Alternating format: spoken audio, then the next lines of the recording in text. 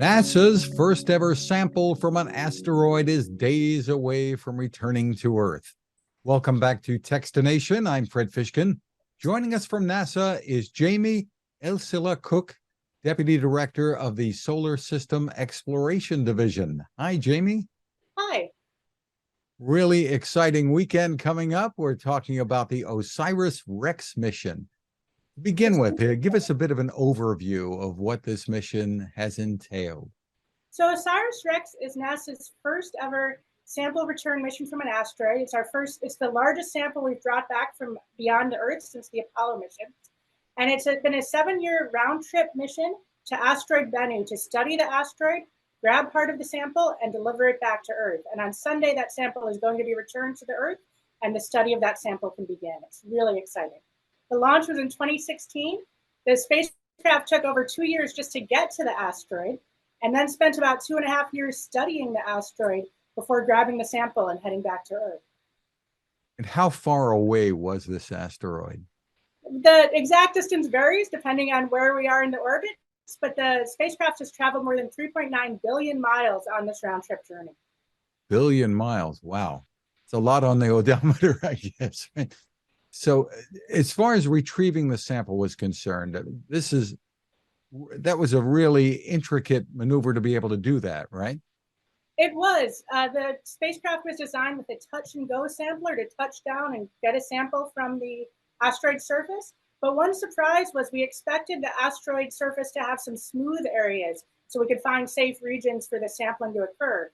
When we got to Bennu and were able to examine it more closely, we found a lot of big boulders, the size of cars, the size of houses. So it took a lot of work to find a safe sampling region and to be able to go down, get that sample, and safely bring it back to the spacecraft and back to Earth.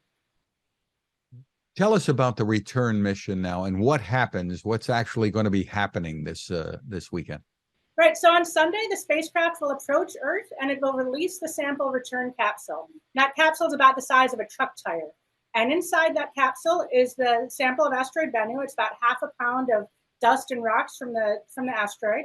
The capsule will enter the Earth's atmosphere, parachutes will deploy, and it will land safely on the surface in Utah. The day after, on Monday, that capsule will be transported to NASA's Johnson Space Center in Houston. And then in the days and weeks to come, the curation team will open the capsule, document the sample, and start distributing the sample for scientific analysis all around the world. What potentially could the value be? What are we hoping to learn? So asteroids are material that formed right when the solar system formed 4.5 billion years ago. And so studying them lets us understand the origins of the solar system and also potentially the origins of life on Earth. The O in OSIRIS-REx stands for origins. So we're studying both what the asteroid is made of and also the chemical composition of it. What are the molecules that are present? Asteroids like that delivered their molecules and their contents to the early Earth's surface. So we really want to understand that inventory of ingredients that's present in asteroids. We are all, as the song goes, we're all made of stardust, I suppose. Are we expecting to find anything new, something we've never seen before, or just? Well, we don't know. We have samples from meteorites, which are bits of asteroids that land on the Earth. But this is our first time going out to it, for NASA's first time going out to an asteroid and grabbing a sample and bringing it back. We don't know if we're going to find things that match meteorites already in our collection or if we're going to find something that's brand new. And, I'm excited. My lab at NASA Goddard Space Flight Center is going to receive some of this sample. And we are so eagerly waiting to examine it and find out what's new, how does it compare to what we know, and what new surprises are we going to find. And the sample will be shared, right, globally to some extent? Yeah, so 75% of the sample is actually going to be archived for future scientists, future generations. But 25% of it is going to be released to over 200 scientists on the sample analysis team at over 35 institutions all around the world. And a portion will go to Canada and to the Japanese Space Agency for their contributions to the mission as well. So there's this giant team of scientists from all around the world just ready to jump on the sample as soon as it's delivered to them. And then the work of OSIRIS isn't finished, I understand. Tell me what happens next. That's right. After the spacecraft drops off the sample return capsule and the work gets started on Earth with the sample, the spacecraft does a redirect maneuver, and it's going to be renamed OSIRIS-APEX, the OSIRIS Apophis Explorer, and head off to visit another asteroid, the Apophis asteroid. It should get there in 2029, and it won't be able to grab a sample, but it will be able to make a series of observations and help us understand Apophis. And how far away is that one? That one, I am not sure of the details on that one, but I know that the spacecraft will arrive in 2029 at Apophis. And the communications, when you're traveling that far away, how long do the communications take when you're trying to get, I guess, images and data? So at the time of the TAG event, when the sample was collected, it was an 18.5 light minute round trip, if I'm remembering that correctly. So almost 20 minutes for signals to get to and from the spacecraft, which meant that all of the sampling maneuvers and instructions had to be sent for the spacecraft to do autonomously. We couldn't have Earth in the loop making decisions in real time. So that's a challenge of doing these types of missions. It's just amazing that you're able to do that and have a signal at all. I mean, sometimes we have trouble with our cell signals, don't we?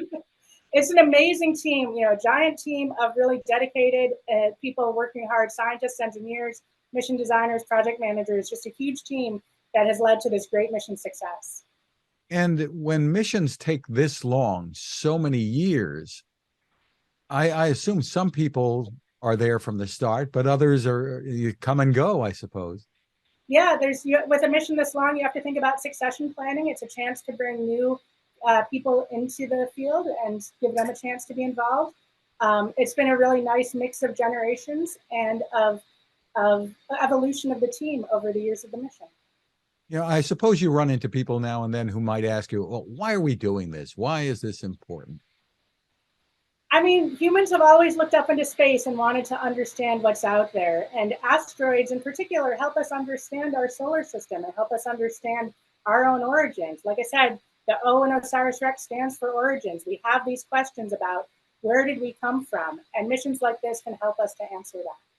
And I understand the people, the rest of us are going to be able to share in this and watch some of this taking place on Sunday. Yes, please join us in our excitement. Starting at 10 a.m. Eastern, there will be live coverage on www.nasa.gov. And you can also look for @NASA on various social media channels. So on Sunday, there will be live coverage. And then in the days and weeks to come, you can look for further updates from the mission team. And I guess like other missions, we'll be holding our breath to make sure that the hope that parachute deploys properly. Is that the big question mark? We will all take a good, deep breaths of relief once the sample is safely on the ground. But there have been a lot of rehearsals, a lot of planning going in. We're very confident that it's going to land safely. Well, a lot of excitement. Congratulations on all the work that you've done thus far, and we'll have our fingers crossed. Jamie Elsila Cook, thank you for spending time with us. Thank you.